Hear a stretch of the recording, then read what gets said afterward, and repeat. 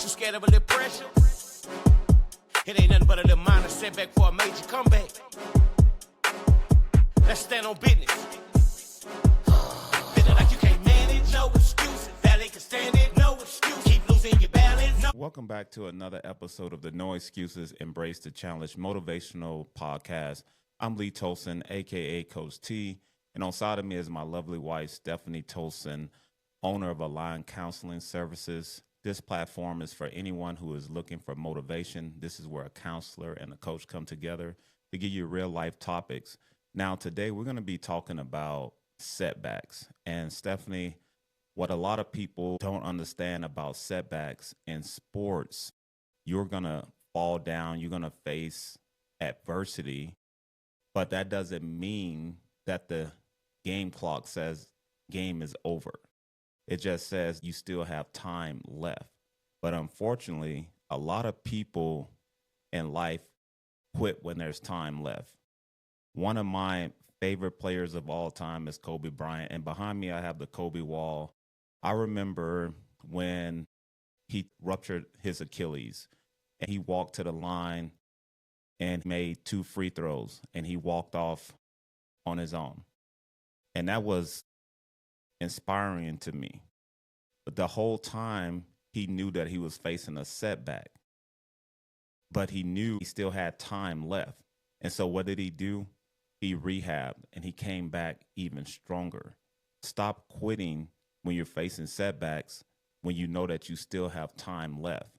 If you ever played sports, you know that you're going to miss shots. You're going to throw interceptions. You're going to have injuries. You're going to have people who overlook you. That doesn't mean you're done. It just means you have to work harder. I grew up in Baton Rouge, Louisiana, and sports was my outlet. It was my opportunity. I went on to college. I graduated top in my class in the kinesiology program. I've won Teacher of the Year awards. I've won Coach of the Year awards, championships, and many more accolades. And all of that looks good on paper. But what people didn't see was those long nights, those stressful nights, the burnout, the heart attack that almost took my life. Instead of giving up, I refused to allow my setbacks to keep me down. I look at setbacks like halftime. You got to go in and make adjustments and come back out stronger.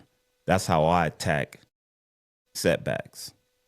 If you're an athlete who is listening to this, if you ever been benched by a coach, good. If you ever been yelled at by a coach, good. If you ever faced any type of adversity in sports, good.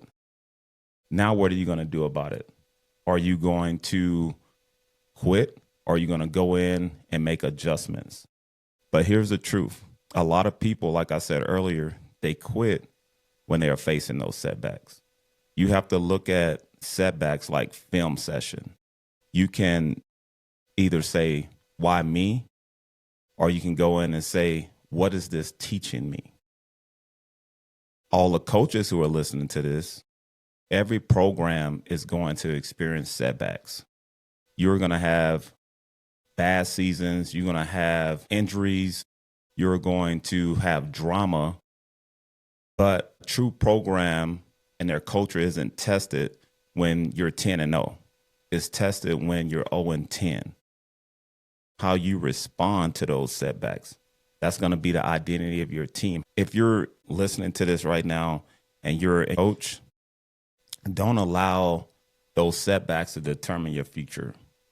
If you're an athlete, don't allow one bad loss to determine your season. Don't let setbacks determine your life. Setbacks doesn't mean run back. It means step back and take it one day at a time. That's how I view setbacks. Steph, how do you view setbacks? Yeah, so I think that we all have setbacks in life and we oftentimes don't see them coming. That's blindsided by setbacks is often the case for most of us. So I think honestly, not expecting everything to always or never go a certain way is one way to cope with like life happening and learning to like go with the flow of life happening on life's terms. There are things in our control, such as taking care of our health, being on top of maybe going to the doctor, having social support, and finding kind of a balance in our life. That's in our control, but we oftentimes can't control when setbacks happen. Just like Lee talking about his heart attack, he had no idea that that was going to be a setback in his life. It just occurred.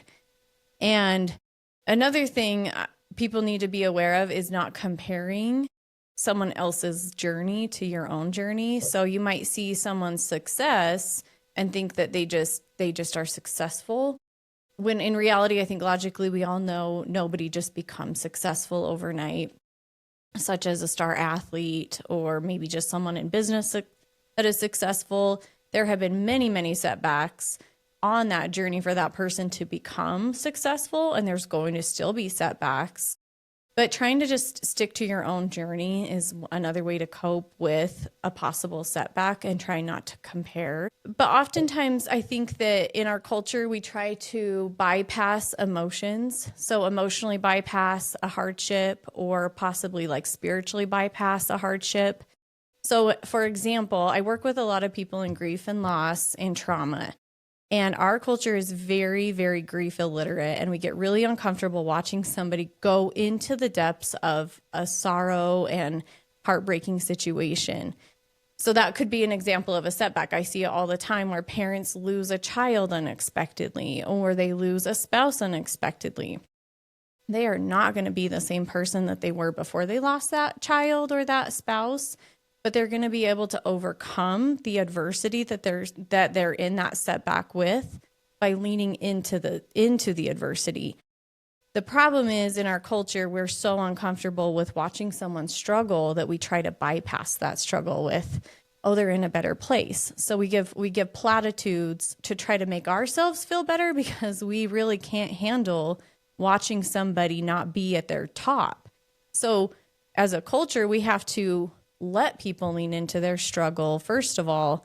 And then secondly, the person in the struggle needs to learn how to lean into the struggle. So there's this concept that I teach clients about, and it's called radical acceptance. And what that means is we have to choose the difference between suffering and pain. So when we're at this crossroads of, we don't like a situation, whether it's a setback with, maybe an injury or a setback in life, we really can't overcome it until we fully accept where we are in life.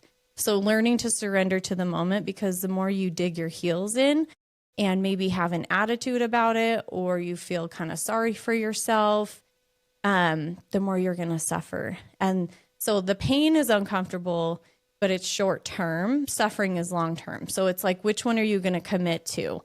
Because the road to pain, there's a resolution. You overcome that pain by leaning into the pain versus digging your heels in and continuing to suffer long term. So that's the first and foremost. And like I said, learning to lean into it and not just having this like toxic positivity mentality, or listening to people who have toxic positivity mentality.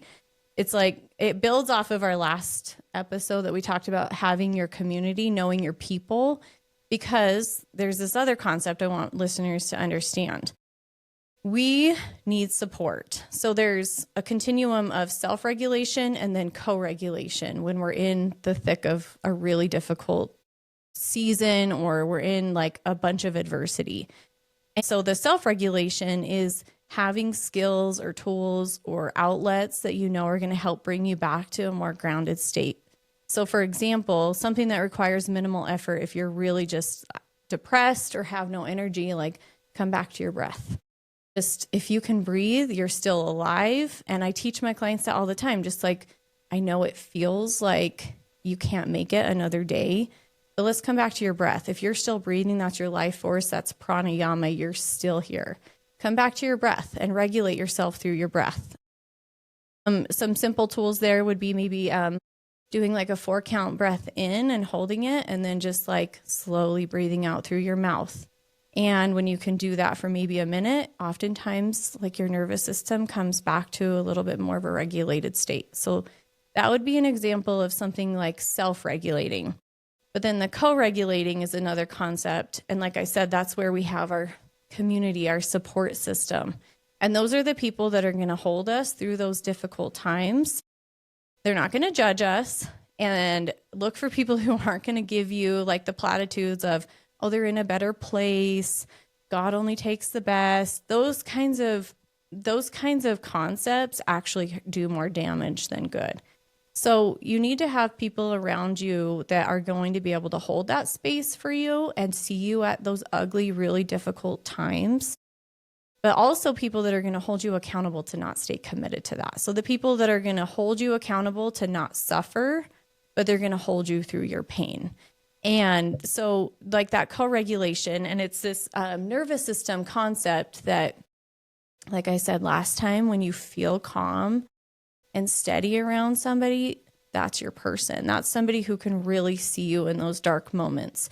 So on the continuum of self-regulation versus co-regulation, having somebody or a couple of people in your life that you know are your resources, and they're going to be those people to reach out to.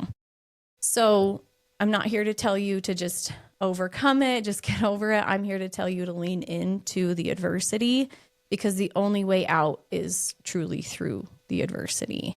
And I think all of us at this stage in our lives have gone through one thing or another, and we can really reflect on, yeah, maybe I tried to run away from what I was going through and that didn't work, or maybe I tried to repress what I was going through and that didn't work. Because oftentimes, especially now, I think where mental health has become such a big concept, a lot of adults that I work with have just spent most of their lifetime repressing, and it doesn't work. They've spent maybe a lifetime of suffering and just learning how to put on a mask or live in a part. But really, honestly, we all get to kind of a breaking point anyway. And so my advice, honestly, is to lean into the adversity, but then have that spectrum of self-regulation concept and co-regulation to help overcome the adversity. That's great, Stephanie. And to our listeners, remember to lean into adversity. Don't rush back. And another thing to remember is you don't sprint back from setbacks. You step back and you make those adjustments and you come back even stronger. If you like today's episode, please like, comment, follow, subscribe, and like always, no excuses, embrace the challenge. You better embrace the challenge. Embrace the challenge. Ain't no excuse.